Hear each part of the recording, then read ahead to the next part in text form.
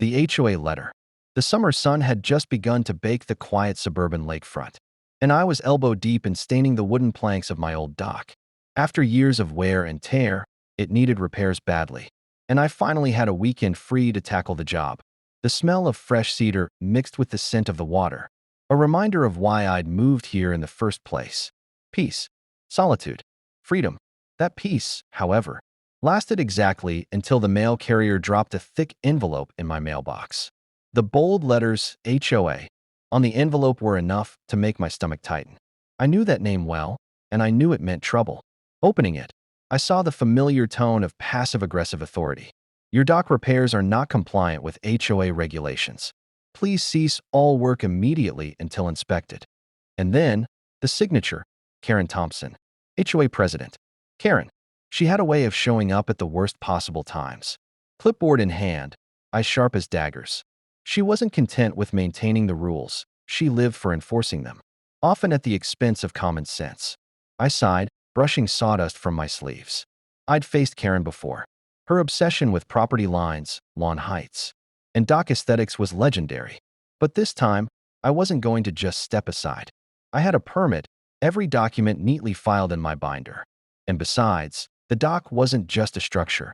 It was a lifeline for the summer, a place where I'd spent countless early mornings, sipping coffee and watching the mist rise off the water. The next morning, Karen appeared, as if conjured by the HOA gods themselves. Clipboard in hand, she marched down the path like she owned the place. You can't just slap wood on your dock whenever you feel like it, she barked, glaring at me over her glasses. Her voice carried across the lake, stirring a few nearby ducks into flight. I have. Before I could reply, she began pacing the dock, inspecting every plank with exaggerated suspicion. I couldn't help noticing how her eyes kept flicking to the water beneath the dock, scanning it almost nervously. Something about the way she lingered there didn't feel like simple oversight. Later that evening, when Karen had retreated to her perfectly manicured lawn, curiosity gnawed at me. Her odd behavior at the dock lingered in my mind. Why would she care so much about the water beneath it? With the sun setting, I decided to dive deeper, literally. Armed with a flashlight and a waterproof case for my phone, I began examining the underside of the dock.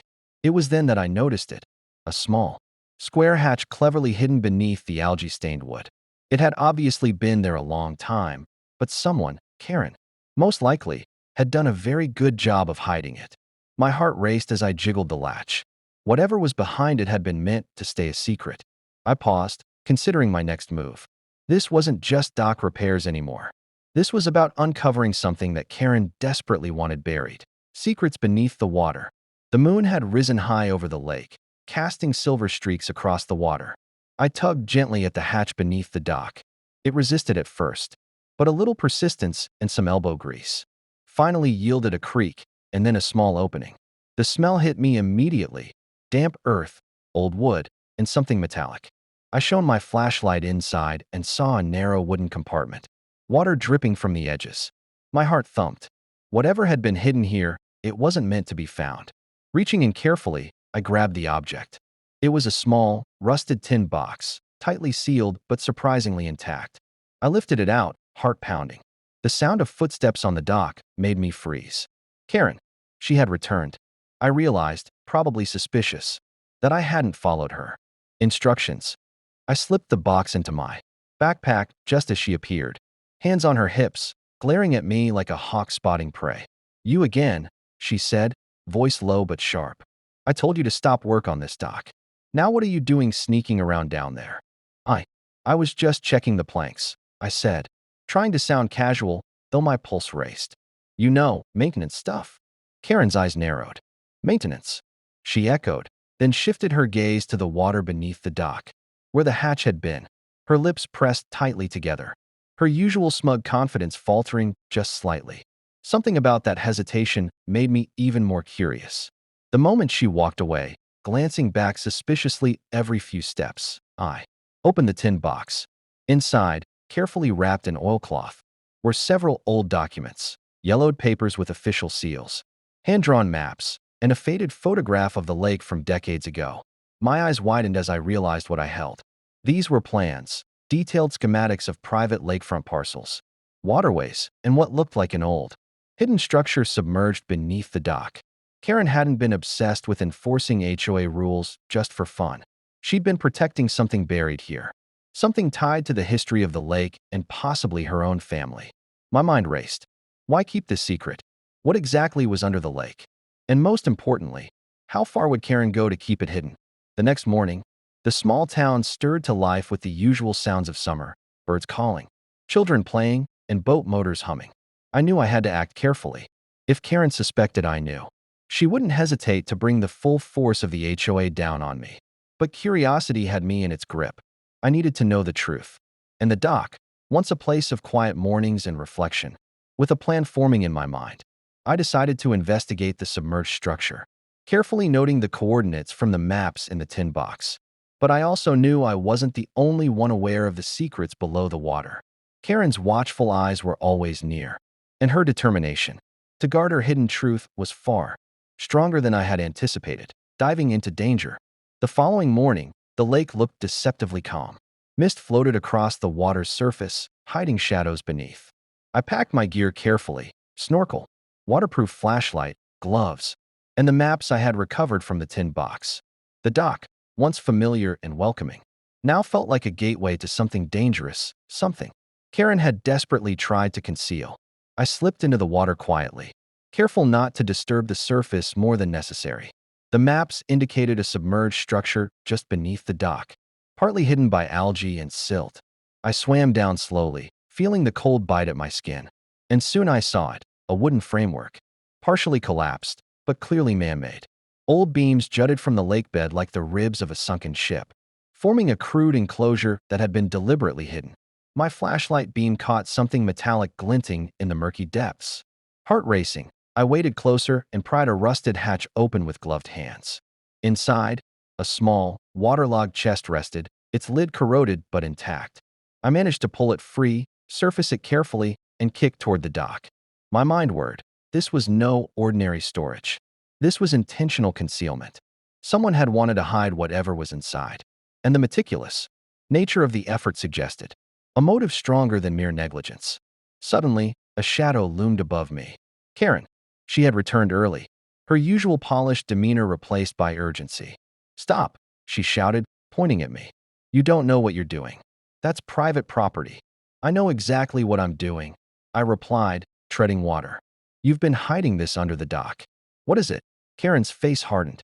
It's nothing that concerns you," she barked, but her voice betrayed a flicker of fear. Her eyes darted to the chest in my hands, and for a moment, I saw vulnerability, a crack in her usually impenetrable facade. The confrontation gave me pause, but curiosity won. I dragged the chest onto the dock, carefully prying it open. Inside, layers of waterproof papers and small artifacts lay in near-perfect preservation. Deeds, letters, and journals detailed land transactions, old water rights, and references to a hidden lake treasure passed down through generations. I realized the full weight of Karen's obsession. She had been guard. Karen stood at the edge of the dock, her arms crossed, fury and fear warring in her expression. "You don't understand. If this gets out, it could ruin everything." "I understand more than you think," I said, holding up the papers. "This isn't just about HOA rules anymore. This is about the truth you've been hiding." Her eyes flickered, and for a moment, she looked human, vulnerable. I realized that if I wanted the full story, I'd need more than evidence. I'd need her to talk. But getting her to admit the truth would take patience, strategy, and the courage to face whatever secrets she had buried, both in the lake and in her past. The truth surfaces. The tension hung thick in the air as I sat on the edge of the dock, the chest of old papers and artifacts between Karen and me. The sun was beginning to sink, casting long shadows across the water, and the lake seemed quieter than ever, as if it were holding its breath for the revelation about to unfold. Karen's arms were crossed, her usual rigid posture uncharacteristically tense. She avoided my eyes, glancing instead at the chest, as though hoping it would disappear. I can't let you just take this," she said quietly, almost to herself. "It's been in my family for generations." "Then tell me," I said gently, careful not to provoke her. "Why hide it under the dock? Why the obsession with the HOA rules? All of this. It doesn't make sense unless there's a reason." Her hands trembled slightly as she reached for the chest. Slowly, she opened one of the waterproof journals. The pages were filled with meticulous notes about the lake, historical documents, and references to a hidden cellar beneath the dock, built decades ago by her ancestors. It contained heirlooms, original lake deeds, and even a ledger detailing secret water rights that could have changed the ownership of half the lakefront properties. I wanted to protect it, Karen admitted, her voice shaking. If the HOA or anyone else found out, it could have caused chaos.